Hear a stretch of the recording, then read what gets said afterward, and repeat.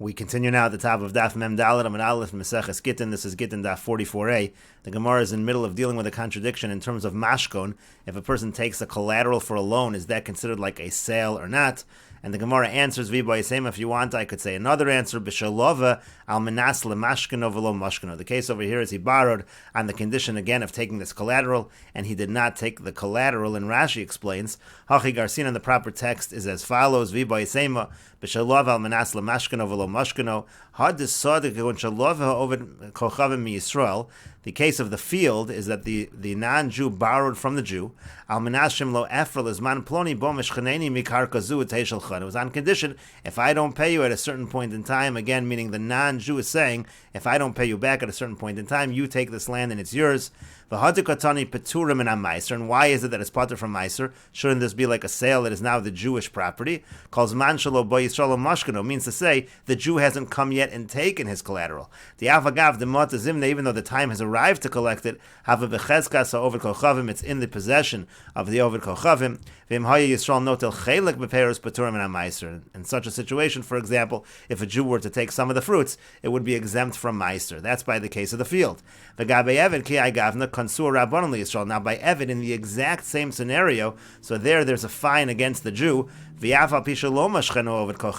though the over kochavim still didn't take it as a collateral, even though he has not yet taken it into his possession, adayin be'evid zeh konsu, still they gave a fine to the Jew as if he sold it to the non-Jew. Hoel ve'avar zmano v'lo par, since the time passed and he did not pay back, so he didn't pay back the loan, meaning in this case it's the Jew that didn't pay back the loan. That causes that the non-Jew is able to take this evid as a collateral, even if he hasn't yet taken it as a collateral, but we fine the Jew for not paying back and putting himself in a situation where now this evid can be transferred to a non-Jew, and therefore again you have to set the evid free. And the Gemara continues at the two dots. Tanu Rabbanon, the rabbis taught, Gavu bechovo shalocho sikrikon.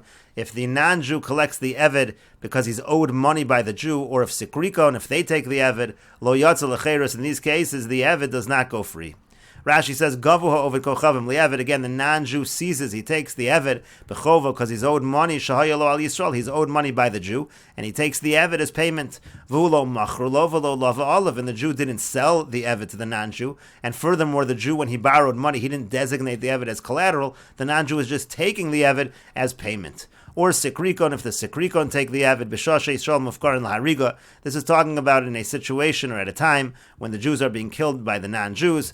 V'yamar lo ovid kochavim sakar kazu. And so the Jew says to the non-Jew, take this land, o evid zer, take this slave, hanicheni, and leave me alone. So in these cases, again, lo yatzel lecheres de onesu. So the evid doesn't go free because it's an onus. There was nothing the Jew could do about it. It was against his will. V'leka l'mikna, saying there's no reason to fine the Jew in this situation. And the Gemara continues, Uvechovolo, but is it really true that if the evid is seized as part of a debt, that the evid does not go free? We have a contradiction, or Ramini, we have the following contradiction. Haresha ansu beis hamelech gorno, if the house of the king, if they seize a person's goren, they seize his threshing floor. In Bechovo, if they seize it because he owes money, there's a debt over here, chayiv la'aser, then he's obligated to take off meiser. But in Ba'anpris, but if they do it unjustly, they just take it and it's now a loss for the Jew, it's not to pay up any debt that he owes, pater mi la'aser, so in that case he's exempt from taking off meiser. And Rashi explains, chayiv la'aser, he's chayiv to take off meiser, again, if they take it and he owes the money, allowed to have it kemocher, because that's already like he's selling it. In other words, he owes money to them. He took money essentially from the house of the king, and now he's giving them this produce, he's giving them the threshing floor, and so in that situation, it's like he's selling it, and he has to take off meiser. But ba'anpurus, but if it's a hefsid, if it's a loss to him, they're just taking it away, but he doesn't owe them anything, so then he doesn't have to take off meiser. And so over here, again, what you see is that when it's a situation of a chov, that's the equivalent of selling it. And the Gemara answers, Shani Hasam, it's different over there by the case of Meiser, the Kamishtar Shilei, because he's actually profiting otherwise. If he doesn't separate Meiser and what he just gave them, then he's going to profit, as Rashi over here says, the Kamishtar Shilei Hareinene Mehem. Essentially, he's benefiting Sheporeachovo, he's paying off a debt, and he's paying it off with this grain, which he never separated off Meiser. Essentially, he's paying it off, and he didn't have to take off Meiser, so therefore we make him take off Meiser. Hilgach Linyan Isser Chayev Meiser. That's why in terms of Meiser, he has to take off Meiser on that which was seized, because otherwise, again, it's as if he's paying it off from product, from produce, which he should have been taking off Meiser from, and he didn't have to. But nevertheless, by Eved it's different, because there it's a fine because you're not supposed to sell an Eved to the non-Jews. This person didn't sell the Eved to the non-Jews knowingly. They just took it, they seized it against his will. So why should we fine him? There's no reason to fine him in such a situation. And the Gemara continues, Tashma, come in here a proof. The Yama Rav, because Rav said, Hamocher Avdu Lefarang Ovid Kochavim. If somebody sells his Eved to a non-Jewish official, Yotza Lecheres, the Eved goes free. And Rashi explains, Farhang Meitzik V'Sam Alilo Sumachrulo B'Dmean Peruso. Essentially, this non-Jewish official is blackmailing the Jew, Shehel Ilolav, and so therefore it's because of the blackmail he's basically being coerced to sell. And we see that it is considered to be a sale, and he is fined in that situation. Why is he fined? And the Gemara answers to that, Hasam over there, Havale Lefayas Velo Pies. The Jew should have appeased him with something else. He didn't have to give the Eved. He could have given anything. The fact that he didn't use something else, that's why it's considered like he sold it like a standard case, and he is fined in that case, and the Eved goes free. Rashi says, he should have given him something else. Essentially, he gave it willingly, he gave it knowingly. That's why in that case, again, the Eved goes free. And the Gemara continues, Boy, Rabbi Yirmiyah asks, what if he sells the Eved to the non-Jew, but he doesn't sell it to the non-Jew permanently? He sells him to the non-Jew for 30 days. As Rashi says, after 30 days, the Eved is going to return. What is the halach in such a case? Tashma, come in here a proof from what we just said above. The Yoma Rav, because Rav said, it says if he sells his Eved to the Farang Ovid Kochavim, the non-Jewish official, he goes free. And Rashi explains, if we assume that he's selling just to do work for the king for a certain amount of time and then return, it seems to be identical to the case of 30 days. And in this case, we say he does go free. And the Gemara answers, that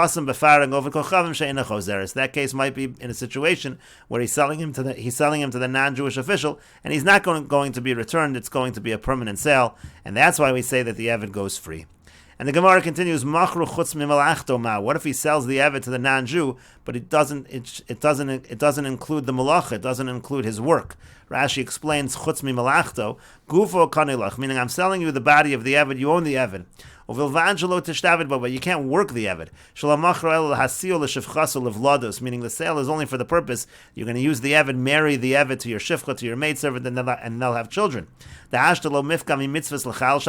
you sell in that way, the whole problem with selling to a non-Jew is you're forcing the Eved to violate the commandments, to violate the mitzvahs. That's not going to happen over here. The Eved doesn't have to do any work. He doesn't have to be mechal Shabbos. Or you could ask, again, we'll see in the Gemara, what if you sell him to do work, but not on Shabbos and Yontif? Similar kind of question. So again, machar chutz min malachto mao, he sells him, but not to do work. What's the halacha? Chutz min ha-mitzvahs mao, if he sells him, but he says, you're not allowed to do anything that makes him violate mitzvahs.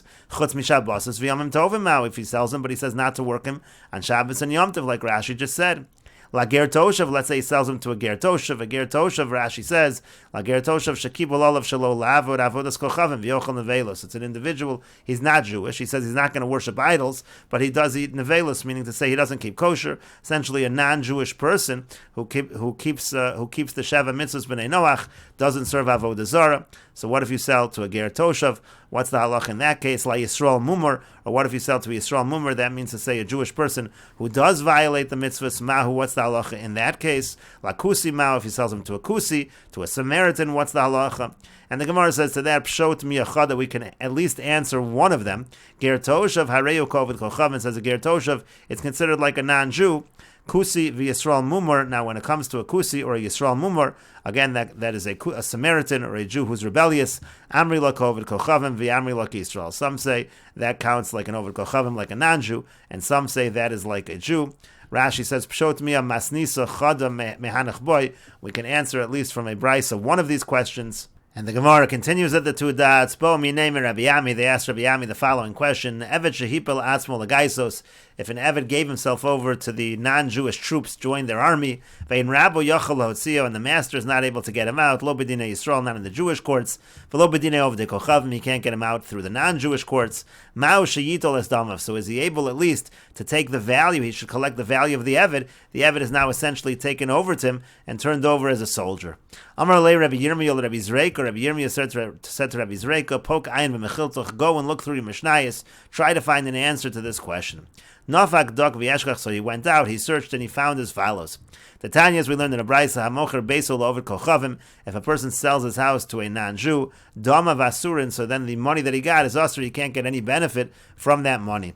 V'over kochavim sha'anas beisol shal Yisrael, if an over kochavim, if he takes away the house of a Jew, ve'in ba'al of yachol otzio, and the owner is not able to get it back, lo b'dinei Yisrael, v'lo b'dinei over the kochavim, he can't get it back through the Jewish courts or the non-Jewish courts, mutter lito lesdamav, he's allowed to take money for it, v'chosev u'male bercho shalahen, he writes it up in their courts officially, because it's as if he's saving that money from them. He's essentially taking from them, and that is a good thing. And Rashi says, Hamocher beisol over kochavim be'eretz Yisrael. We're talking about somebody who sells his house to a non-Jew in Eretz Yisrael. The Omar Krok, because the pasuk says lo sechanim, and we understand lo sechanim to mean lo siten lem chaniya bekarka. You can't give them a stake in the land. You're not allowed to sell them a house. V'chosev lo shtaru ma'aleu bercho shalahen. But again, if they seize the house, so then you can get money for that house and write up a document and sign it, seal it in their non-Jewish courts, lachosmo, to sign it.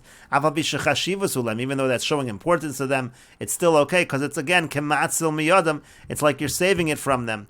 And the Gemara says v'dil mahani mili bias. The Gemara says you can't bring a proof from the case of a house to the case of an eved, because the Gemara is trying to prove the same thing should be true by the case of the eved that joins the non-Jewish army. You should be able to take payment, but maybe a house is different. V'dil mahani mili bias. They came into lo sagi le below bias, because since it's impossible for a person not to have a house, lo asi lezvune, so people aren't going to come to sell the house. They're always going to need a house. Aval avda the sagi le below avda, but when it comes to a slave, a person doesn't need a slave.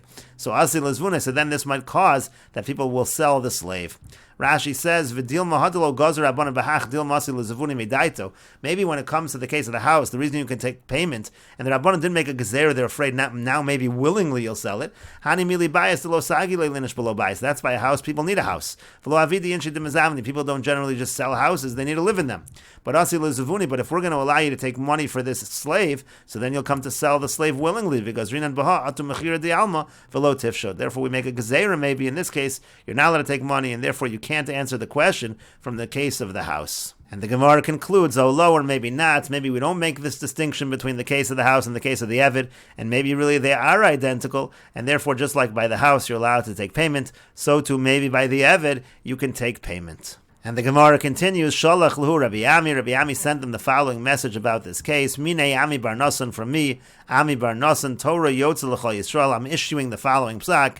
Eved Shehi Belatzmo L'gaisos. If an Eved turns himself over to the troops, Ve'ein Rabo Yochel Lotzio Lo B'dinei Yisrael V'lo B'dinei of the Kochavim, and the master can't get him back, not through the Jewish or the non-Jewish courts. Mutter Litol Esdam, it is mutter to take payment for that Eved. V'chosi V'mala Berchoshel of the Kochavim, and you can write it up and sign it in the non-Jewish courts. Mipnei Shukematzal Miyodim, because it's as if you're saving it from them. And the Gemara continues, Amar Rabbi Yoshua ben Levi. Rabbi Yoshua ben Levi says, Hamocher avdo la'ovid kochavim. If somebody sells his eved to an ovid kochavim, konsum oso ad mea bedamav. We fine him until 100 times the value. Rashi says, Konsum oso liftos miad ovid kochavim, meaning we fine the Jew, he has to redeem that eved from the ovid kochavim, even if he has to pay 100 times the amount. And the Gemara says, Dafko lav dafko. When we say 100 times the amount, do we mean that literally or not? Rashi says, Dafko lav dafka, the lo kansino le kuli hai, the guzma kamar, maybe this was just an exaggeration. We don't actually find the person that he has to pay 100 times the amount. And the Gemara says, Tashma, come in here the following proof, the Yom Reish Lakish, because Reish Lakish said, Hamocher behem agasel over kochavim, if somebody sells a large animal to a non-Jew, Konsum oso arasara b'dam, so we fine him, he has to pay back even 10 times the amount. Rashi says, "Asara alma bahanach to kanas rabbanan b'mechira detu lo kanas kuliyai." From here, you say you don't find somebody 100 times the amount. It only says 10 times the amount. Rashi also notes, "Ein mochen behem agasu." You're not allowed to sell large animals. Gezerah mishum she'elo schirus v'nisyoni v'meseches avodah zarah. This is a gezerah because you might end up lending it out and renting it out, and so therefore, again, to sell it is a problem, and there's a fine against them. But we see that the fine is not 100 times the amount; it's only 10 times the amount. But the Gemara says, "V'dil mashani eved," but maybe an eved is different. Maybe the fine is actually higher. It's not an exaggeration. The chol yoma v'yoma mifkalei mitzvahs, because every single day you're excluding him, you're taking him away from the ability to do mitzvahs, and maybe the fine is higher in that situation. V'ika di'amri, there are those who have the above discussion, the following version. Amar Rabbi Yoshua ben Levi says, in this version, Hamocher avdo lo oved kochavim konsen oso ad asara b'damav. In this version, Rabbi Yoshua ben Levi says, if a person sells an eved to a non-Jew, the fine is 10 times the amount, not 100 times the amount.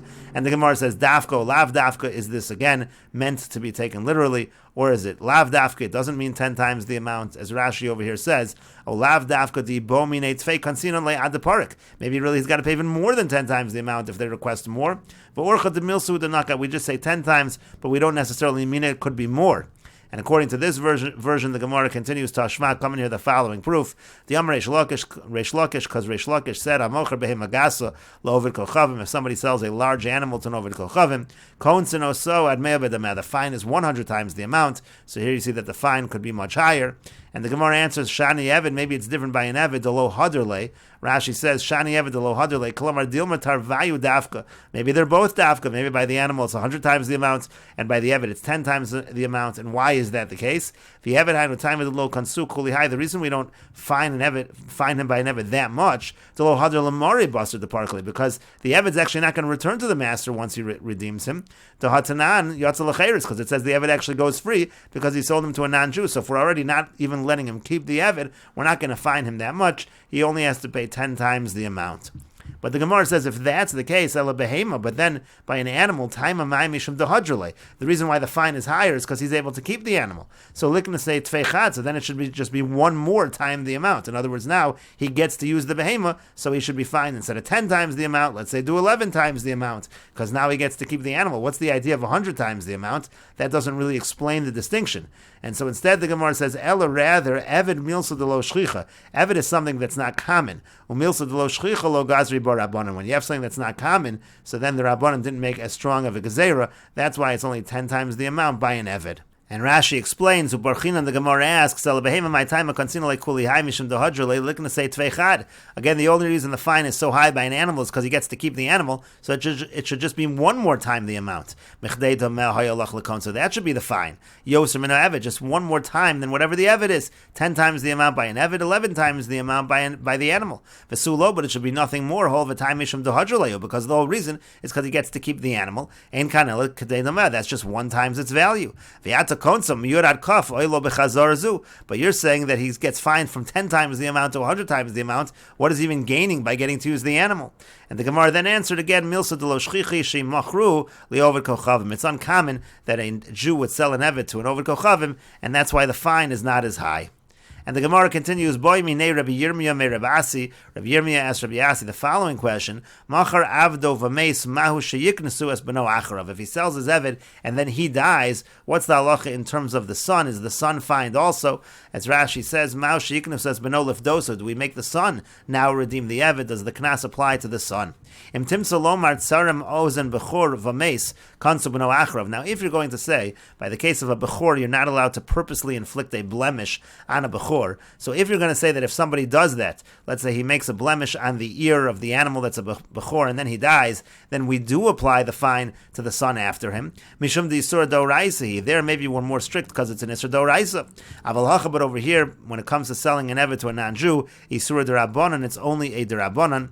And Rashi explains, Im timtza lomar hachtami boilon bebechoros kohen atzor mozen habechor v'yavar mishum kol mum lo yebo. A kohen transgresses the prohibition, he inflicts a mum purposely on the bechor. The amrinon hasam lo yishchad olamis. We say over there that the fine is he can never shech that animal. Umi boilon saram v'meismau. And the question is, what about if he does it and then he dies? So what's the halacha sheyiknesu b'no achrav? Do we find the son also?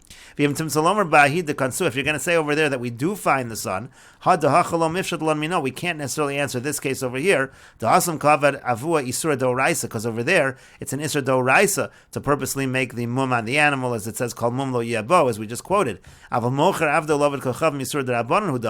when it comes to selling the slave to an oved kochavim, so that's only an isur d'rabbanan, so maybe there's no fine on the son, and we will continue with this discussion in the next video on Daf Mem Dalid Amud Beis.